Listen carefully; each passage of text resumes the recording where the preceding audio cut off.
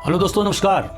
आज का हमारा टॉपिक है कि असंज्ञेय अपराध में क्या क्या कानूनी कार्रवाई की जा सकती है और आम जनता को कैसे मदद पहुंचाई जा सकती है। दोस्तों, इस विषय पर मैं आज चर्चा करूंगा और मेरा लेसन प्लान है इंट्रोडक्शन और भूमिका, powers of police officer with regard to cognizable and non cognizable offence, माने पुलिस अधिकारी का जो अधिकार है संज्ञेय और असंज्ञेय अपराध में, उसके बारे में मैं बताऊंगा। उसके बाद में जो गंभीर चोट होती है और साधारण चोट, दोनों में क्या अंतर होता है और चोटों के कितने प्रकार हैं, इसके बारे में बताऊंगा। और फाइनली कंक्लूजन, माने निष्कर्ष, कि आखिर आम जनता को, जो अशिक्षित हैं, जो बेसहारा हैं, उनको नॉन कॉग्निजिबल ऑफेंस में भी, मतलब असंज्ञेय अपराध में भी कैसे उन्हें मदद पहुंचाई जा सकती है, इसके बारे में भी मैं बताऊंगा।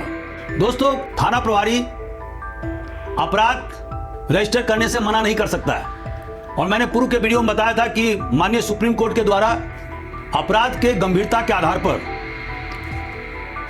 सारे अपराधों को हम लोग 3 कैटेगरी में बांट सकते हैं।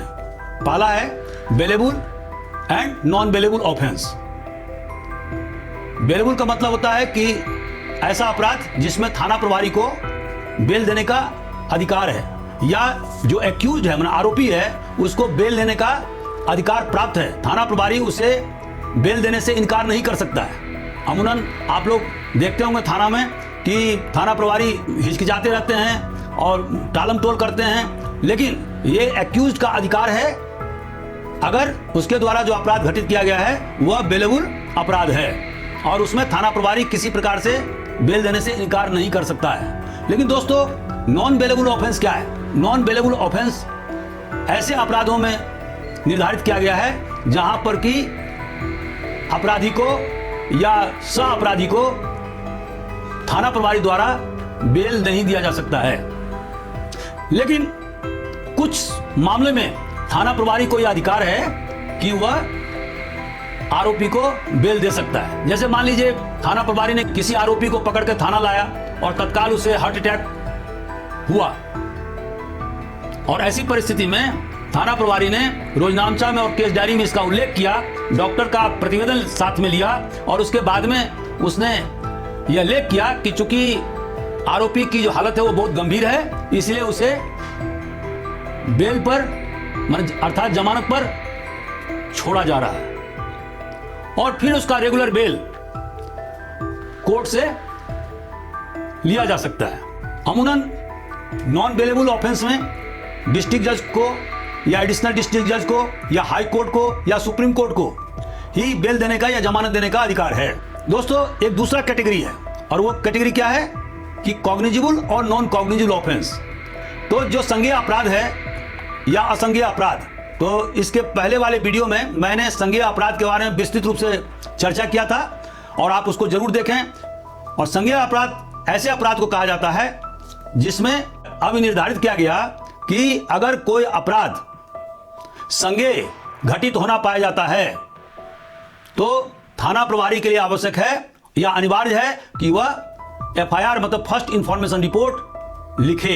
लेकिन ऐसे अपराध जो असंज्ञेय हैं तो उसमें थाना प्रभारी अपराध कायम नहीं कर सकता है, ना ही वह बिना मजिस्ट्रेट के आदेश से किसी प्रकार की विवेचना कर सकता है, ना ही आरोपी को गिरफ्तार कर सकता है। संज्ञेय और असंज्ञेय अपराध के बारे में जानकारी हमें CRPC के शेड्यूल 1 में मिलता है। एक तीसरे प्रकार के कैटेगरी भी हैं जिसको बोलते हैं कंपाउंडेबल और नॉन कंपाउंडेबल ऑफेंस, माने समनीय और असमनीय अपराध। ऐसे अपराध जिसमें घटना घटित होने के बाद में या FIR रजिस्टर होने के बाद में या ट्रायल के दौरान भी अगर आरोपी पार्टी और फरियादी पार्टी अगर आपस में मिलकर के समझौता कर लेते हैं और कोर्ट को इसकी इत्तला दे देते हैं, तो ऐसी परिस्थिति में मामला वहां समाप्त हो जाता है। तो उसको बोलते हैं समनीय अपराध या कंपाउंडेबल ऑफेंस। लेकिन ऐसे अपराध जिसमें कि एग्रीड पार्टी, मतलब जो विक्टिम है, जो फरियादी पार्टी है और जो आरोपी पार्टी है, दोनों अगर समझौता कर भी लेंगे और उनमें इकरारनामा हो भी जाएगा तो पर भी उसे कंपाउंड या समनीय नहीं किया जा सकता है। दोस्तों, संज्ञेय अपराध ऐसे अपराध को कहा जाता है जिसमें कि पुलिस को तत्काल मुकदमा कायम करना या एफआईआर करना आवश्यक माना गया है। और ऐसे अपराधों की विवेचना के लिए पुलिस को किसी कोर्ट के आदेश की जरूरत नहीं पड़ती है और पुलिस आरोपी को बिना वारंट के गिरफ्तार कर सकती है।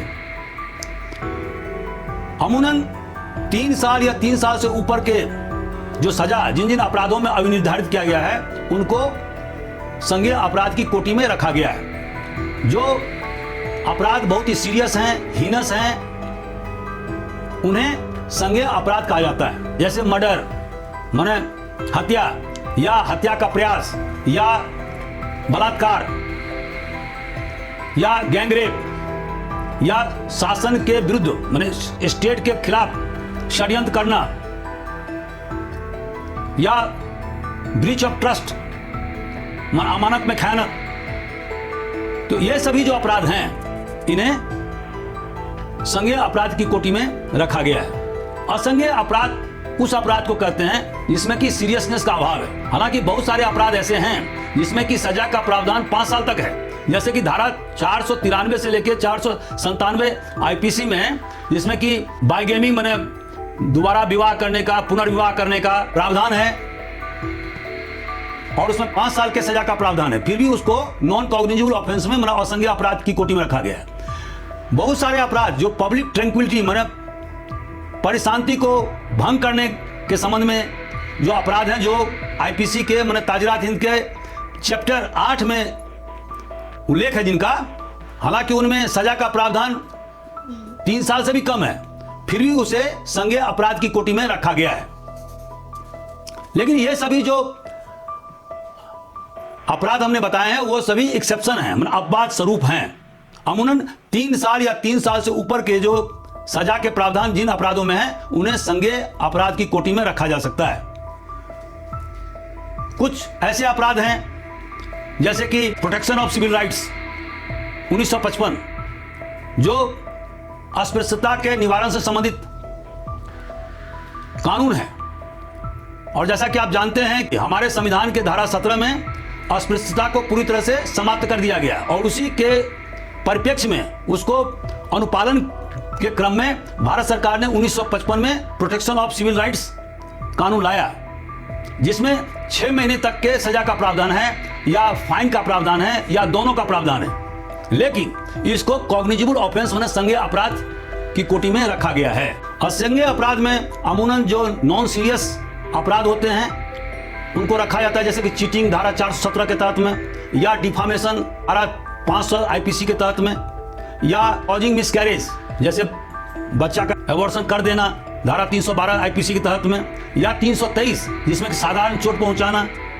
ये सभी जो धाराएं हैं वो असंज्ञेय अपराध की कोटि में आता है। दोस्तों, अब मैं दूसरे पॉइंट पर आता हूं और वो पॉइंट है कि पुलिस अधिकारी को क्या असंज्ञेय अपराध में विवेचना करने का, कार्रवाई करने का अधिकार प्राप्त है या नहीं है।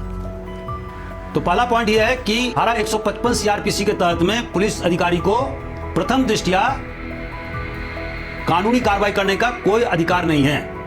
अगर कोई व्यक्ति एक अपनी फरियाद लेकर थाना में पहुंचता है, मौखिक बताता है या लिखित रूप से बताता है कि उसके साथ में अमुक अमुक घटना हुई है, अगर वह घटना या अपराध असंज्ञेय अपराध की कोटि में आता है तो थाना प्रभारी क्या करेगा कि थाना प्रभारी नॉन कॉग्निजेबल रजिस्टर माने असंज्ञेय अपराध रजिस्टर जो हर एक थाने में रखा जाता है उसमें एंट्री करेगा, माने इंदराज करेगा और उसके बाद में रोजनामचा में भी इंदराज करेगा और उसके बाद में उसकी एक कॉपी फरियादी को देगा कि वह कोर्ट में जाकर के कार्रवाई करे या पिटीशन दायर करे। असंज्ञेय अपराध में थाना प्रभारी स्वतः ना तो एफआईआर लिख सकता है, ना विवेचना कर सकता है, ना किसी व्यक्ति को गिरफ्तार कर सकता है। माननीय सुप्रीम कोर्ट ने KP Mohammed versus state of Kerala 1980 में यह अभिनिर्धारित किया कि अगर कोई पुलिस अधिकारी स्वतः किसी असंज्ञेय अपराध को संज्ञान में लेकर के कार्रवाई करता है, मुकदमा कायम करता है, इन्वेस्टिगेशन करता है तो इसका मतलब यह हुआ कि वह कानून का उल्लंघन कर रहा है और जो आरोपी को भारतीय संविधान के धारा 21 में जो जीवन और व्यक्तिगत स्वतंत्रता का जो अधिकार मिला हुआ है उसका वो हनन करता है। सुप्रीम कोर्ट ने यह भी कहा कि अगर मान लीजिए कि जो कानून का उल्लंघन हुआ वह नोटिस में अर्ली स्टेज में नहीं आया, अर्थात थाना प्रभारी के द्वारा असंज्ञेय अपराध में कार्रवाई भी कर दिया गया, विवेचना भी किया गया, आरोपी को गिरफ्तार भी कर दिया गया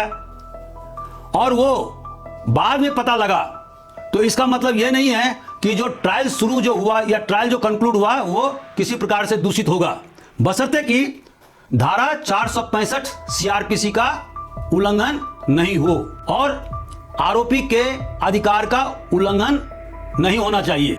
दोस्तों, मान लीजिए कि एक ऐसा सिचुएशन होता है कि मजिस्ट्रेट के द्वारा थाना प्रभारी के रिक्वेशन पर या फरियादी के निवेदन पर धारा 155 सीआरपीसी में उनके द्वारा प्रकरण पंजीबद्ध करने और विवेचना करने का परमिशन दे दिया जाता है। तो ऐसी स्थिति में अगर मान लीजिए कि वह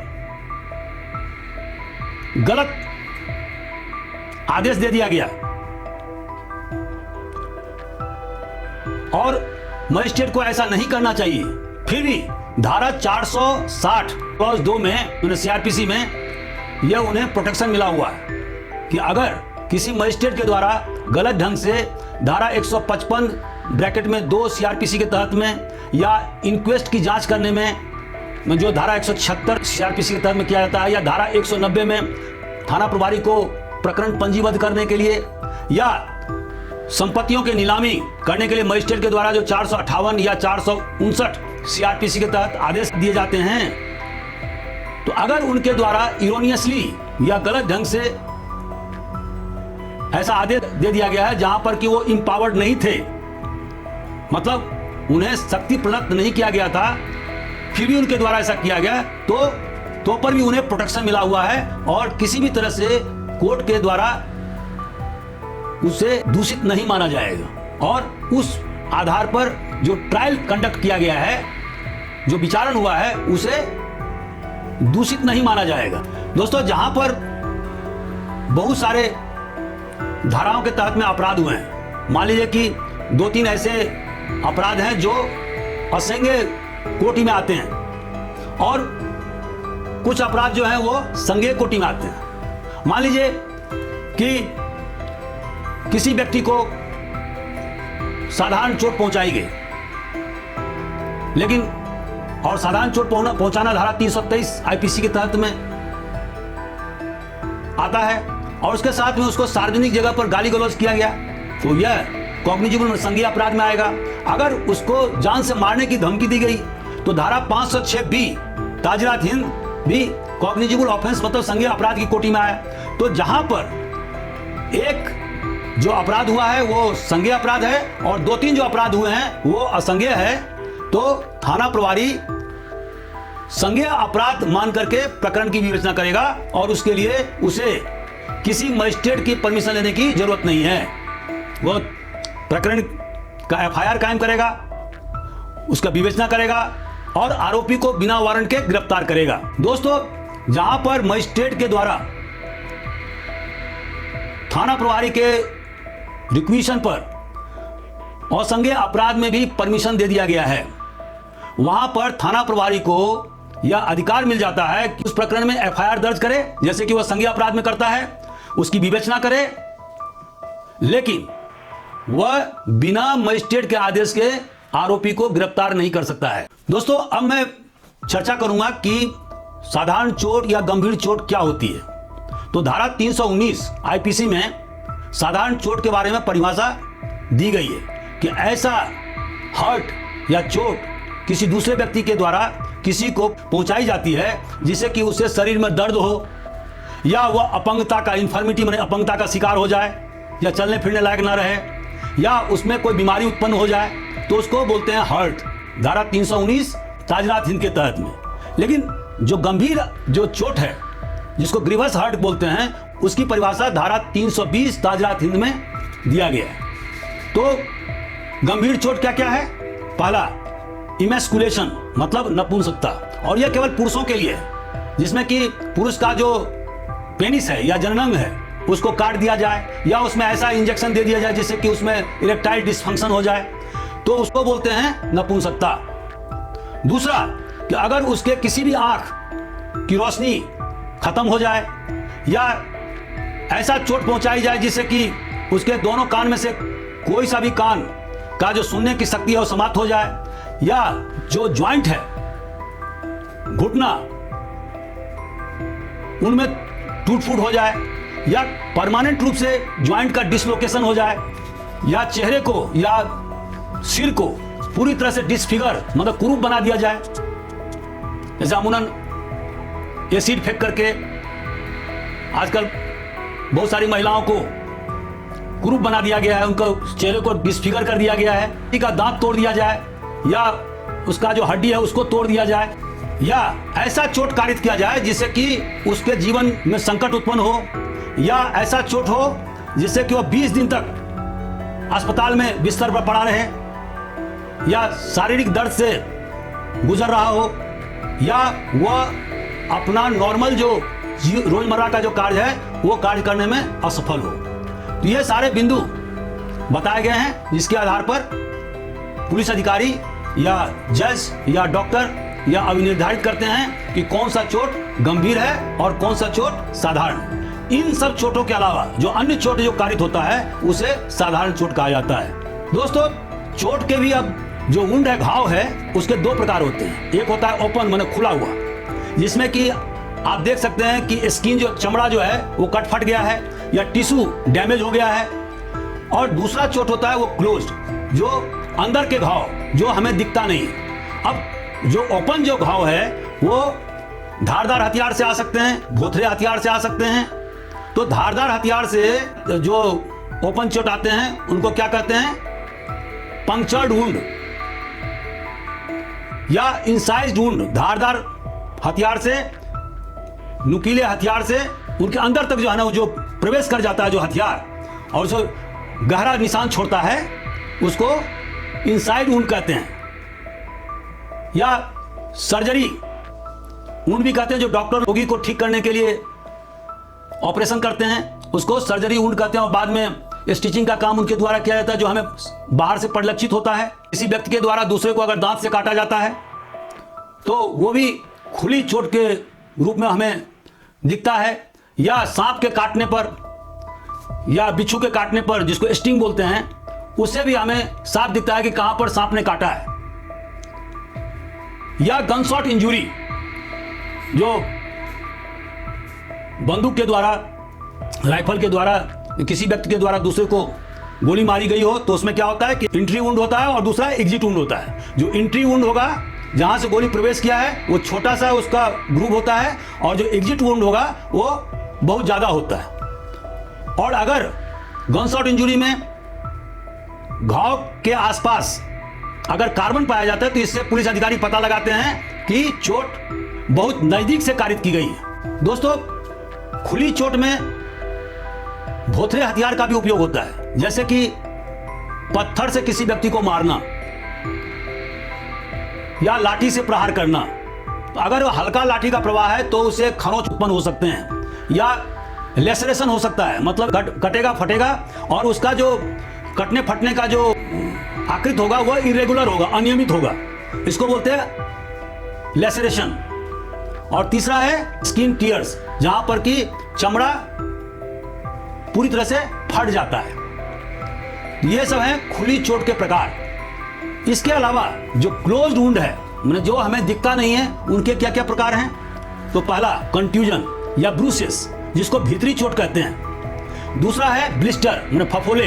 तीसरा है सेरोमा। सेरोमा में यह होता है कि जहां पर चोट लगी होती है उसके नीचे, मतलब चमड़े के अंदर तरल पदार्थ जमा हो जाता है, जिसे सेरोमा कहा जाता है। और चौथा होता है हेमाटोमा। हेमाटोमा में चमड़े के नीचे जहां पर चोट लगी रहती है उस चमड़े के नीचे खून जमा हो जाता है, और वो भेंस या आर्टरी से खून रिसाव होकर के वहां पर जमा हो जाता है, जिसको कि हेमाटोमा कहते हैं। एक होता है क्रश इंजुरीज, जो जैसे कि आपके पैर पर से टायर चला गया, या आप बैठे हुए हैं, आप पर कोई भारी वजन का सामान गिर गया, जैसे ईंट गिर गया, तो उससे भी हमें चोट पहुंचती है और उसको बोलते हैं क्रश इंजरी। भले ही ऊपर का चमड़ा भले ही नहीं फटा हो, नहीं दिखता हो, लेकिन अंदर बहुत सारे टिश्यूज को वो पूरी तरह से डैमेज कर देता है। इसके अलावा एक अंदरूनी जो चोट होता है, क्लोज वुंड, अल्सर के कारण होता है। और ये अल्सर उन व्यक्तियों को होता है जो डायबिटीज मेलिटस के शिकार हैं, पीड़ित हैं, या जिन्हें कैंसर है।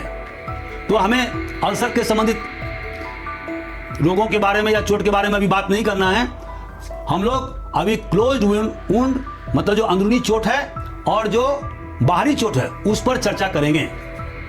दोस्तों, अमूमन कोई भी थाना प्रभारी ऐसे अपराध को रजिस्टर करने से इनकार नहीं करता है या नहीं कर सकता है जिसमें कि फरियादी को या पीड़ित पक्ष को धारदार हथियार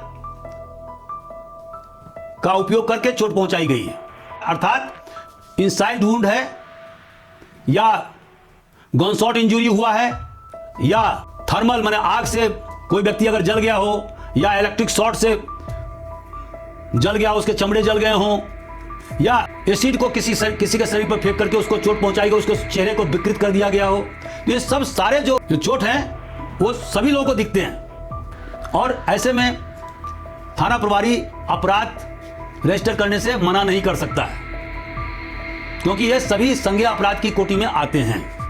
लेकिन ऐसे अपराध जहां पर कि क्लोज्ड चोट कारित की गई है, माने अंदरूनी घाव है, जैसे ब्रूसेस या कंट्यूजन या ब्लिस्टर या सेरोमा या हेमाटोमा या क्रस्ट वुंड या इंजुरीज, तो इसमें पुलिस वाले या थाना प्रभारी या डॉक्टर इसमें बहुत सारे मामले में चालाकी कर जाते हैं।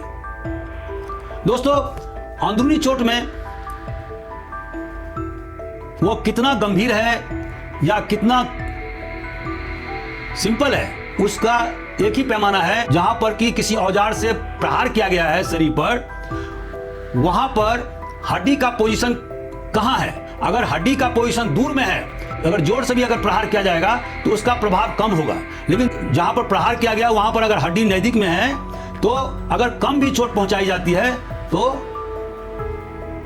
उसका जो प्रभाव होता है वो बहुत ज्यादा होता है। जैसे केहूनी में वो अगर इसमें थोड़े जोर से ही प्रहार किया जाए तो उसका इंपैक्ट बहुत ज्यादा होता है। तो मेरे कहने का आशय यह है कि जहां पर क्लोज्ड वुंड है वहां पर बहुत सारे डॉक्टर गंभीर चोट को साधारण चोट में परिणत कर देते हैं, और फिर थाना प्रभारी या पुलिस अधिकारी जो थाने पर हैं वो क्या करते हैं कि उसको अदम चेक में मतलब और संज्ञेय अपराध में उसको तब्दील कर देते हैं। और फिर चूंकि बहुत सारी जो जनता है हमारी, जिसमें बहुसंख्यक जनता है, वो अशिक्षित है, अज्ञानी है, उन्हें कानून के बारे में पता नहीं है,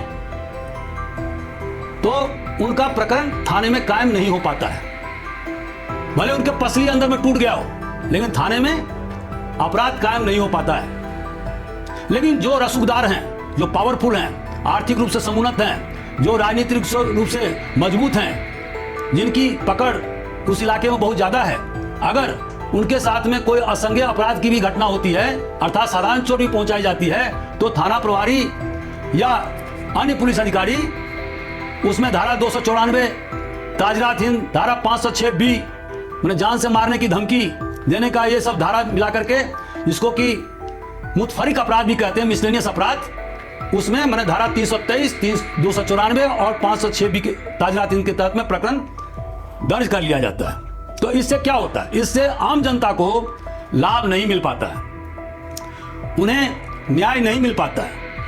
तो जो सुपरवाइजरी अफसर हैं, जो पर्यवेक्षण अधिकारी हैं, और जब वो इंस्पेक्शन करने के लिए यानी निरीक्षण करने के लिए थाने में जाते हैं, उन्हें देखना चाहिए, खास करके अदम चेक रजिस्टर माने असंज्ञेय अपराध रजिस्टर जो उसका अवलोकन करना चाहिए। थाने पर जो मेडिकल एग्जामिनेशन रिपोर्ट रखा रहता है उसका अवलोकन करना चाहिए और उसमें देखना चाहिए क्या किसी प्रकार की कोई इसमें डिस्क्रिपेंसी या कमी तो नहीं है। अगर ऐसा कमी पाया जाता है तो उन्हें तत्काल अपराध पंजीबद्ध करने के लिए थाना प्रभारी को निर्देशित करना चाहिए। तो दोस्तों, इस तरह से असंज्ञेय अपराध में भी आम जनता को न्याय दिलाई जा सकती है। दोस्तों, आज का हमारा वीडियो कैसा रहा? अगर आपको ये वीडियो अच्छा लगता है तो कृपया लाइक करें, शेयर करें, सब्सक्राइब करें। और मैं आम जनता के लिए तो वीडियो बनाता ही हूँ, साथ साथ पुलिस अधिकारियों और जो विद्यार्थी हैं कानून के पढ़ने वाले उनके लिए भी बनाता हूँ। तो कृपया आप वीडियो जब देखें तो उसके ठीक नीचे मोर का बटन लिखा हुआ है, वहाँ पर क्लिक करें तो मेरे द्वारा जो अंग्रेजी में जो लेख लिखा गया है उसको आप नोट करें और आपको इससे बहुत ज़्यादा फायदा होगा। Thank you very much.